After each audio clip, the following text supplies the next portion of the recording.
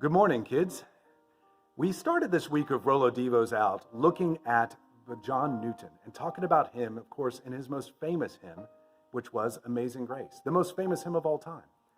And my favorite verse, I think, is the third verse of that hymn.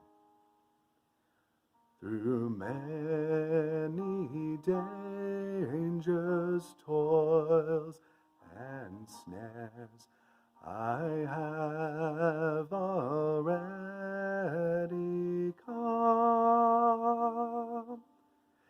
'Tis grace that brought me safe thus far, and grace will lead me home.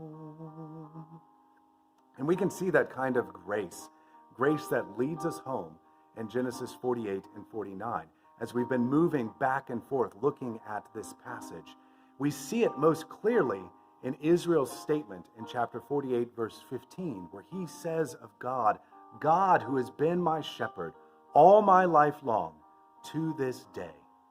Israel knew that even while he had been running from God, not trusting God's promises, and while he had been through many dangers and snares, God was still his shepherd, holding on to him and caring for him as a shepherd. And why is that? Well, it's because grace will not let us go. Grace has led us safe this far, and it will lead us safely home.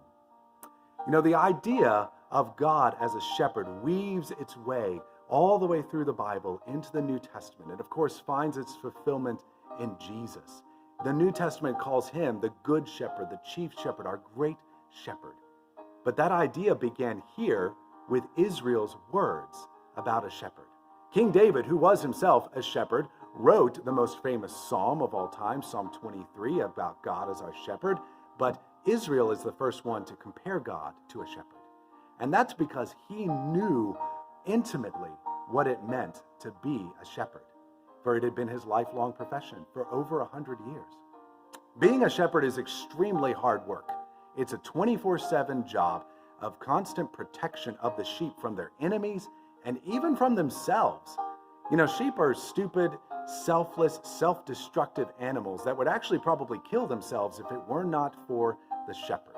Sheep are easily panicked, so anything even as small as the sight of a mouse or a rabbit will cause sheep to stampede themselves without the constant calming protection, the herding presence of the shepherd.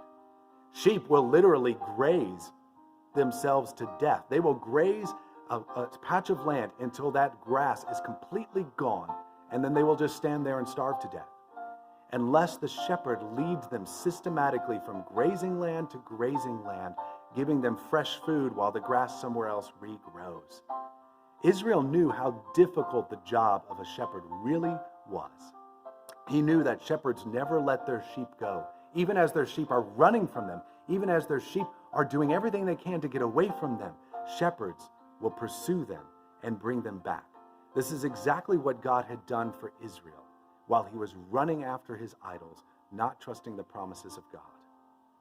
God, in his amazing grace, is like a shepherd who is fully committed to his sheep and will not let his sheep go, even when they are prone to wander, even when they wander from the God they love.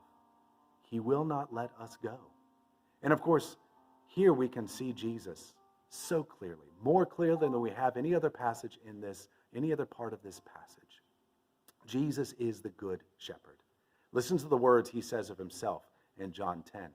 I am the good shepherd. The good shepherd lays down his life for the sheep. I give them eternal life, and they will never perish, and no one will snatch them out of my hand. My Father, who has given them into me, is greater than all, and no one is able to snatch them out of the Father's hands. I and the Father are one. Those are absolute statements, youth, about how Christ as a shepherd holds on to us by his grace. They will never perish. No one will snatch them out of my hand. No one is able to snatch them out of the Father's hand. When Christ says no one, he means no one. Not even we ourselves can take ourselves out of his hand. Grace will not let us go. That is something we can't forget. Even as we try to live our lives for Jesus, it's not we who are holding on to him, but it is him who is holding on to us. Don't get that backwards. You guys think about that, and I'll see you again on Monday.